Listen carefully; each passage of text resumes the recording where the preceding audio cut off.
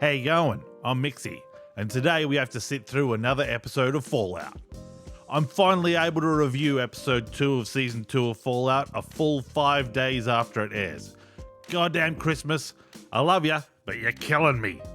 And I'm still trying to get through Expedition 33. Anyway, after this week, we'll be all caught up and can resume our regular programming. Episode 2 of Fallout Season 2 has some interesting things going on within it. But unfortunately, they're so poorly executed, I have to laugh. I've come to terms with the fact that this entire series is just a chain of member berries, one after the other, with new content added between that is so pants-on-head moronic that it's kind of amusing. It's not yet at the so bad it's good level, but it's getting there. There's very little meat here for people who haven't played the game that makes any sense.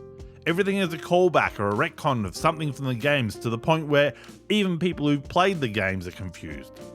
Lucy is just a moron going with her golden rule garbage in the face of an obvious existential threat.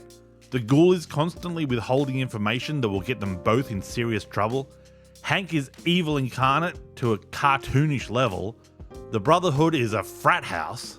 Anyway, let's get on with the recap and review before I decide to watch something else. Spoilers. Flashback.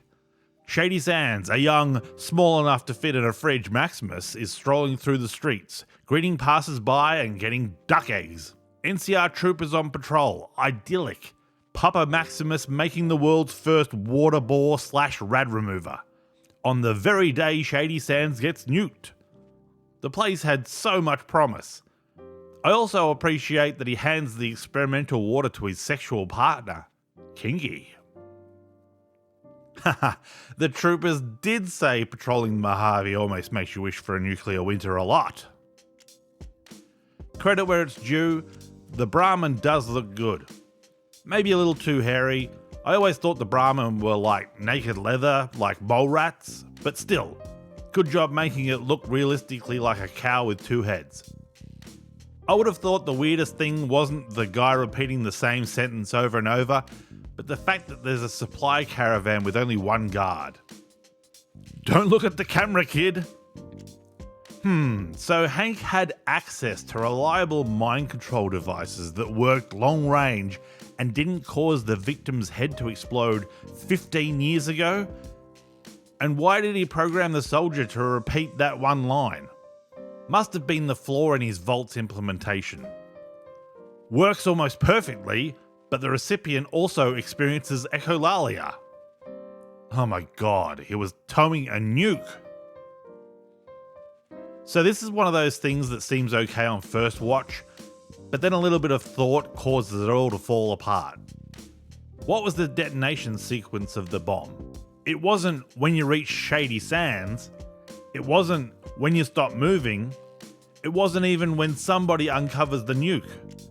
It appears to have been when someone cuts a wire, but also trigger a 3-minute countdown before detonation. Massive nitpick here, but the door on the case comes out of thin air. The case is sitting proud of the surrounds and it slides in from the left-hand side. Oops. So Papa Maximus doomed everyone, when he should have just walked the cart back out of town. Papa Maximus must be Usain Bolt because he gets home in time to stuff Maximus into the fridge and say goodbye before the bomb detonates. Clearly they must have seen Indiana Jones and the Kingdom of the Crystal Skull because they truly believe he'll be safe in there. It's almost like they knew. We also get Maximus's famous, maxim? Leave the world a little bit better than you found it. You know, Papa Maximus may be the first fully realised character in the Fallout TV series. Him and Chicken Lover. When does he make an appearance? They did a really good job casting a kid with the range of the real Maximus. You know, they call him Aram Moten, but they never actually show him Moten.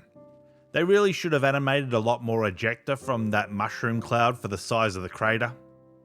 You would think it was detonated in the sewer or the subway or something to get that mile-wide crater. Cut to Hank washing his hands of the whole situation, just in case you needed to know who was behind the nuking of Shady Sands. You know, in case you missed the first season or forgot that major plot point. The producers are even kind enough to display a detonation successful image on the Pip-Boy, in case you still weren't sure. A little bit risky having a display like that on your Pip-Boy. What if you're out and about and showing someone a new feature in your Pip-Boy and the bomb goes off? Hey Hank, what detonation? It wasn't a timed detonation, it went off after it was tampered with. What would have happened if nobody had tried to tamper with it? I'm reading too much into this. Bad man make town go boom. Lucy chooses to have Hank read The Wind in the Willows, which fits with her highly moral way of living. What with Mr. Toad always letting his impulsiveness and idolatry get him into trouble. Kinda weird how the big bad Vault-Tec management suite would raise their kids like this. It seems like a more utilitarian, dictatorial set of ideals would be more appropriate. "When's Mum coming back?" she says. So Lucy was old enough to discuss it, but this was supposed to be some big secret? Again, reading too much into it, bad man boom. There goes Aaron, moding again. Maximus is clearing out a building looking for some bit of tech like a good Brotherhood goon does. He just makes operating a suit of power armor look so boring. Kinda like Fallout 4. Clearly, being in the Brotherhood of Steel isn't all it's cracked up to be as he mopes his way back to the Pridwin. I really like the docking procedure for the vertibird on the Pridwin. Very well animated and lit. Great work. Dane glares as Maximus begrudgingly accepts praise for his successes. But hey, at least he earned them this time. They're the one who lied about Maximus killing Moldaver. They set the ball in motion. I guess they'll have to work their charm on Maximus to get him to shape the Brotherhood into a caring, sharing Brotherhood of the Fallout Tactics days. Quintus is always so sus. Instead of saying, "Hey, thanks for getting the key to Area 51, there's an old army base down there that we can use to strengthen the Brotherhood and unite the squabbling factions," he has to make it sound so poetic about a key to the new future, one grander than the last. Get on with it, old man. Good to see Timu Jensen Ackles getting work after his time in The Boys. This bit has got my brain boggled. Was Area 51 buried under the sands on purpose? And a set of giant fan blades built to blow the sand away, powered from a power station disguised as a playground rocket ship?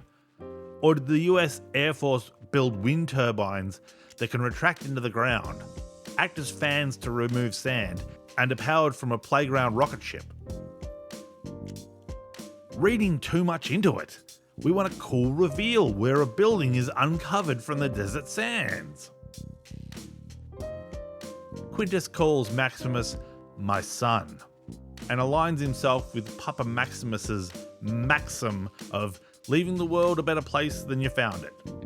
I wonder if Quintus was the knight that found Maximus in the fridge. I always assumed he was a scribe rather than a knight.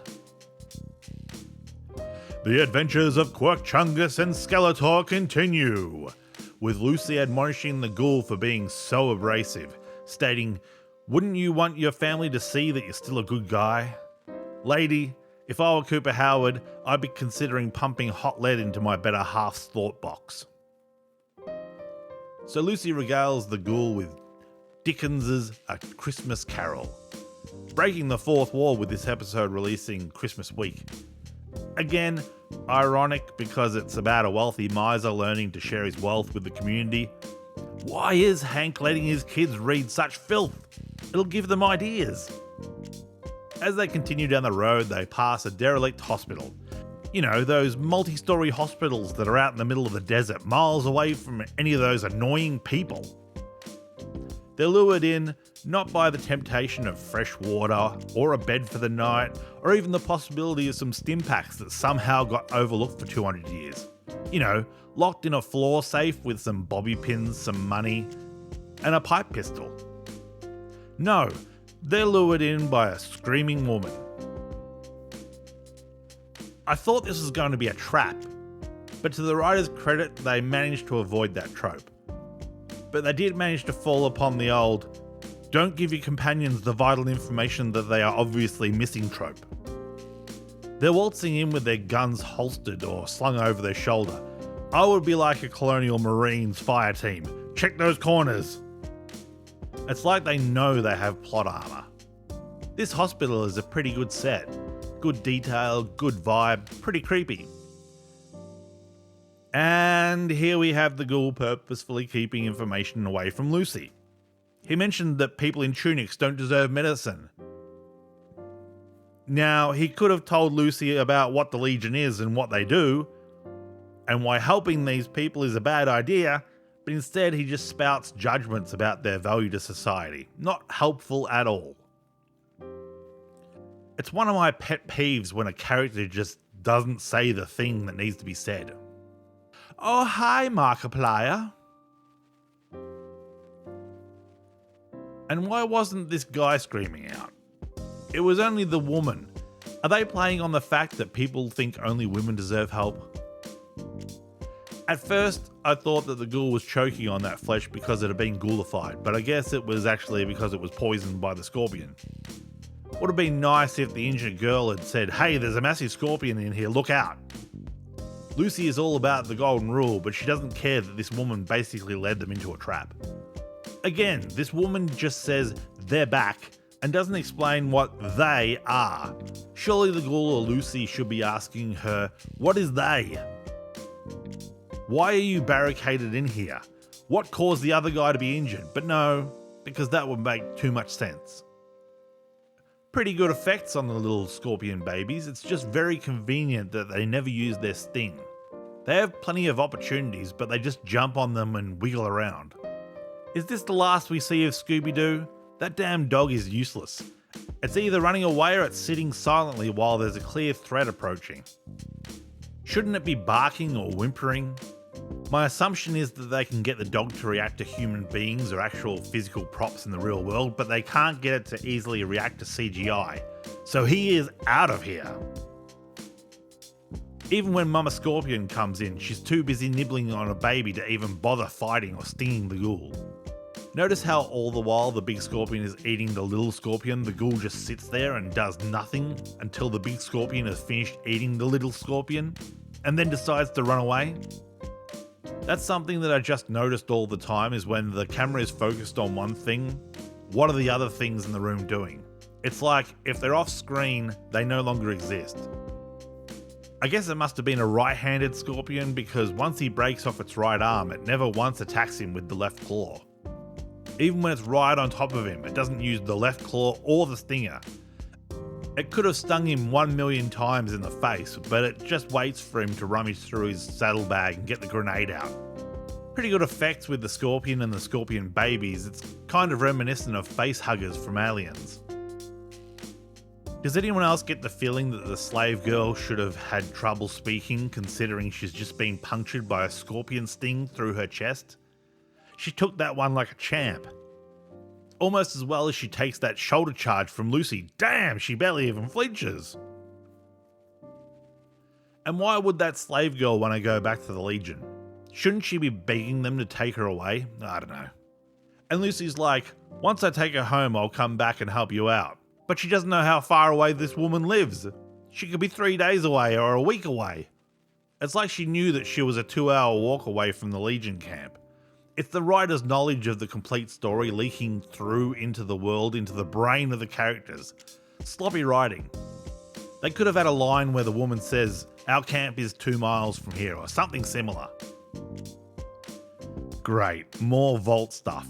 Buds have all been defrosted and they're all as annoying as all get up.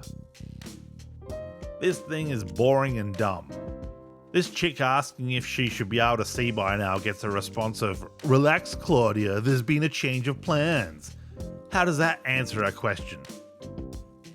The plan is that she can no longer see, or is it a humorous dig at how inept these people are that they can't even carry on normal conversations? There's definitely some variety in the manner of side effects that each participant is suffering. The only thing of note is the slapstick millennial humour of the girl falling down and then saying, I'm okay, I mean, that chick should be paralyzed. She fell down a bloody flight of steps and landed on her head, and Claudia just responds with, "Is she good? I thought you couldn't see. It's the Ginger Zuck." "We're all gonna die," he says. "Please, Lord, make it so." Yo-yos are back, baby, in pog form. So the yo-yo seems to be some sort of representation of the progress of time. As time moves on, Hank gets better and better at performing yo-yo tricks. However, the same amount of time does not appear to be passing outside of his scenes. It's been about 40 minutes in Norm's timeline, and it's been about 2 days in Lucy's timeline, but in Hank's timeline, it seems to have been about a month. I get that this scene is meant to be comedic, like, haha, he keeps blowing up the mice, but it just makes him look like an idiot how he keeps going back and forth to collect a single mouse each time, instead of collecting 10 or 20 in a single go. Surely after the first 2 or 3 failures, even if you thought you were going to have success immediately, you would realise that this is more efficient if I just grab 10 mice. I still don't know why he needs to do these experiments. We've already established you had perfectly functioning mind control devices by sending the NCR trooper into Shady Sands. Is the colour grading off on this show a little bit, or do the exploding mice look more like they just shit themselves rather than exploding? That looks more like a brown smear than a red smear. In humans, it was just the head that exploded. The head of a mouse wouldn't have that much blood in it. I do like how they get the mouse to do the little shimmy of the leg when it tries to get up in the seat. Wonder if that was on purpose, or if the mouse just did it by itself. This next scene probably does more harm to the Brotherhood than anything else in the history of Fallout. From this point on, the Brotherhood is basically a collection of boobs and nitwits. I mean, they find a frozen alien and they're more excited about the fact that there's a freezer. Now, I get that they probably want a freezer, that makes sense. But the fact that they've identified an alien being from another planet and they're just like, meh, it's comedic, but it basically means that I can't take them seriously from this point on at all. Was that an anal probe? Oh, I guess Area 51 was the repository for all of Earth's great treasures, such as the Declaration of Independence. Again, they're trying to make the Brotherhood comic relief, but they just look like idiots making them play with live grenades inside of a building that's full of basically their entire chapter. And they find a classic sports car and they take it outside. Instead of driving it, they shoot at it until it blows up. But it blows up with enough force to destroy the car, but anyone standing around it doesn't even get their hair ruffled. I mean, there's tents nearby that don't even get blown over. I don't know where that tyre bounced from. So the Brotherhood has finally set up the cold fusion reactor, and now they have more power than they know what to do with. See, these bits are okay because they're actually being serious, like they've got a mission. They went out and they got it and they brought it back, and now they're conducting tests on it and implementing their findings. It's like there's 2 arms of the Brotherhood fighting against each other. One that's extremely competent and technologically advanced and capable, and the other half is morons who play with live grenades indoors and butt heads against each other. It's like that Simpsons episode where all the Simpsons are gathered together and they put pots on their heads and ram each other at full speed. I just realised that I have no recollection of what happened to the Enclave. Did they just give up on the lost cold fusion device? Is the Enclave still out there, or did they get destroyed? Here's Dane giving another concerned look. That basically seems to be their entire role in this series. Uh-oh, the Brotherhood is Jordan Peterson. How could we have not known? Maximus is checking out his distinctive claw marks on his set of power armor. You know, the set of power armor that wasn't even being worn by him when it got the claw marks. The one he stole from his superior? Dane comes along and says something about, there's no point polishing your armor because it's just going to get dirty again. Maximus replies with, it's better to polish dirty armor and have it stay clean. If that's in the codex, it's no wonder you quote it as a joke. It's nonsensical. Dane reminds Maximus of Lucy's existence and that Quintus has called the meeting without the representation of the Commonwealth, which will probably lead to a civil war. And Maximus is gonna try to do everything to stop the past repeating itself. Ha, that man's doing a poo. Comedy! I did like the little touch of him reading the Wasteland Survival Guide on insect repellents. Tip of the hat to the prop department. I like it how cold fusion is blue. So the Brotherhood has their little meeting, and it seems like Maximus's chapter is the only one that has a scribe or an elder as their leader. Everyone else seems to have meatheads, especially the one with the license plate in his head. Surely that would get infected. Hey, I recognise you from Jason Momoa's Chief of War, the TV show about the Hawaiian Kings. So there's 2 nights in this meeting of all the heads of the West Coast Brotherhood chapters, and they're playing with another grenade. Shouldn't these guys be court-martialed or executed or something? They're putting everyone in grave danger, it's ridiculous. I guess it's meant to be comedic, but it makes the Brotherhood just look like a collection of clowns. So Quintus doesn't want to share with the Commonwealth because he knows that they'll just take everything for themselves. So instead he gathers together a collection of assholes and misfits to join together to take on the Commonwealth with basically unlimited fusion cores. Why wouldn't you just assume that they're going to turn on each other? It's pretty clear that they can't work together. One of the factions even says that women can't talk. One of them says that having sex with robots is okay, whereas everyone else says that it's an abomination. This is never going to work, and it's moronic to think that it ever would work. I hate the Brotherhood so much. Or more to the point, I hate what this show has done to the Brotherhood. So Lucy's walking this slave home, who for some reason is willing to go home, and on the way, the slave says that Lucy shouldn't go to Vegas because she wouldn't want her to get raped by the wrong people. Not just raped, but raped by the wrong people. Now Lucy clearly hears this, and she's just like, that's a weird thing to say, and continues on the journey with her. It's also kind of ironic that they were discussing what they were wearing at the time, but anyway. Now is the time for Lucy to turn around and go back and get the ghoul. The time for nonsense is over. Turn around and run. But of course she doesn't, because then she wouldn't get into quirky adventures with rapists. But hey, gotta remember the golden rule. The golden rule has become such a crutch in this series. Lucy will head into an obvious trap, an obviously dangerous situation because, well, I have to do the right thing. It's ridiculous. I thought Vault-Tec was producing future leaders, not morons.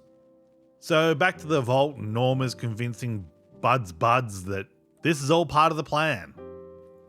It's Bud's final test. How do you handle being trapped in an escape room?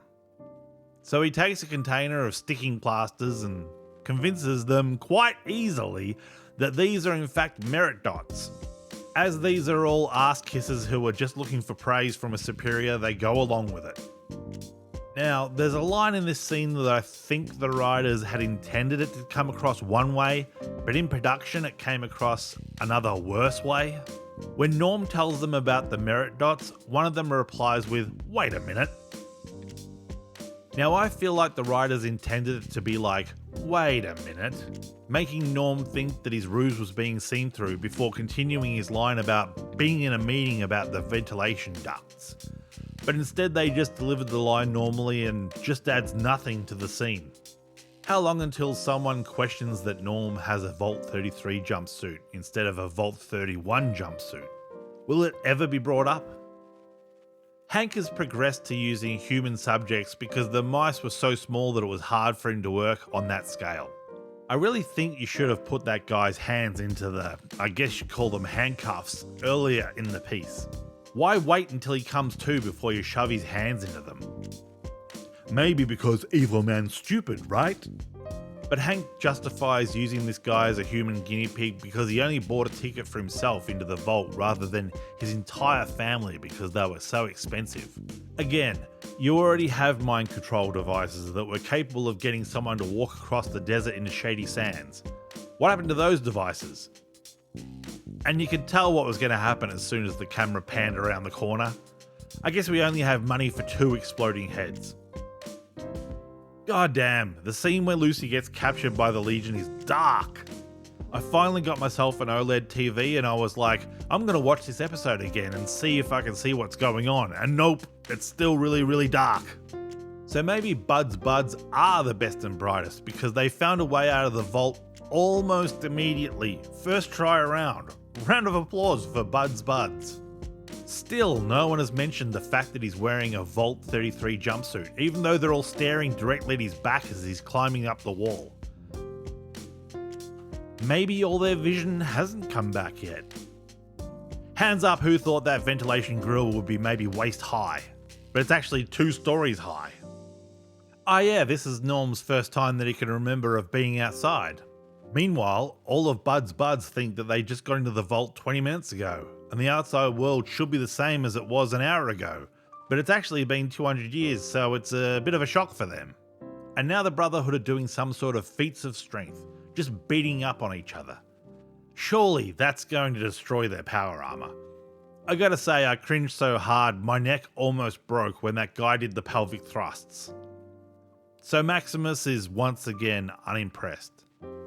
So I guess that the Brotherhood is so well stocked that they don't mind if 2 of their most valuable soldiers kill each other for sport. I don't know why they allow that guy to punch Maximus while he's still undressing, and the fact that they don't stop the fight when he pulls a knife out, that's just ridiculous. But I guess maybe I've misjudged Maximus. He's not just a guy who conned his way into a set of power armor, he's actually a quite competent fighter. He can take a punch, he can disarm a guy with a knife, he can out-wrestle a guy who's probably twice his weight. Maximus is actually a total badass. I have no idea what that guy was doing in that knife fight. I mean, he had Maximus dead to rights. He got him with a jab and then for some reason he did a left-handed punch which left his knife hand up against his belly. And that allowed Maximus to basically just shove it into his own belly. Redonkulous.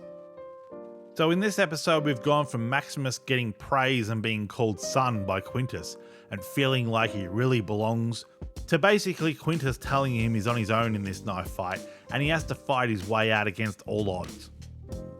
And Dane gives another sultry glare. What? What was he supposed to do, you idiot? The episode ends with Kumail Nanjiani arriving as a representative from the Commonwealth. Damn, that human growth hormone really did a number on his jawline. So now he's in Marvel movies, Star Wars TV shows, and Fallout. He just needs to get into a Terminator and he's up there with Emilia Clarke. Harkness, the synth guard from Rivet City? I guess they do both originate from the Commonwealth. And thus ends episode 2 of season 2 of Fallout. The ghoul is incapacitated in the hospital. Lucy is captured by the Legion. Maximus has gone from being illusioned to being disillusioned with the Brotherhood. Now he's in the middle of a civil war. Norm's out of the vault. Hey, does that mean no more vault scenes? Hank has progressed to human test subjects. No pre-apocalypse flashbacks this episode. And the most interesting character in the entire series, Papa Maximus, is dust. No house. This episode is a disaster for fans of the Brotherhood because the Brotherhood are made out to be complete and utter idiots. I mean, it's one thing to be power hungry and greedy, but to be playing with live grenades? They leant too hard into the comedic aspect of this episode. They just turned the Brotherhood into a joke. Lucy again is back to being naive. That's a character trait, but surely she could do some sort of growing. I mean, at the end of season 1 she'd grown a bit, but at the start of this season they've just taken all that away from her and she's back to being a nincompoop. Her steadfast adherence to the golden rule puts her in so much danger, and then the ghoul doesn't correct her. But I guess the ghoul is meant to be such a callous, cold-hearted character that he just doesn't care. They've got their archetypes and they're sticking with them. Sets, costumes and props, again, terrific. Full credit to them. There were some dodgy background actors though. One of my favourite things to do is just ignore what's going on in the foreground and have a look at what people are doing in the background. Some of them are mildly capable, but others are just overacting, chewing the scenery or not responding at all, which is also funny. I feel like the show is leaning too heavily into the comedy. The wasteland doesn't seem all that treacherous. I'm sure they're going to ruin the Legion. I feel like the Legion should be like a serious threat. They should be taking people's slaves, crucifying them, running on a full ruthless dictatorship level, but they'll probably make them buffoons. There are very few things less interesting than bad comedy, so if you're going to make everything a joke, it had better hit. So this episode was full of stupid decisions by characters, people changing their stance from one scene to the next. The Brotherhood was completely murdered. I really disliked this episode, so I'm going to give it a 5 out of 10. There's no real credible threat out there, there's no likeable characters, and frankly, I couldn't give two hoots about what happens to the world. Let it go up in flames again for all I care. Anyway, let me know what you're thinking in the comments. Do you like it? Do you see it as a fitting homage to the Fallout series, or do you see it as something new that they've done with an existing IP, taking it in strange new directions? Anyway, now that Christmas and New Year's are over, hopefully I can get back to doing weekly videos and not being a week and a half behind. If you want to chat about Fallout or TV shows and video games, come and see me over at my YouTube gaming channel, MicksysPCGaming Live. I'm currently playing through Expedition 33. I both love it and hate it. So come watch me scream at the computer and go troppo in triumph. I'm also on Twitch over at twitch.tv/MicksysPCGaming. You can also find me on Patreon. Join now, it's free and it feels good. But anyway, thanks for watching and have a good one. See you later.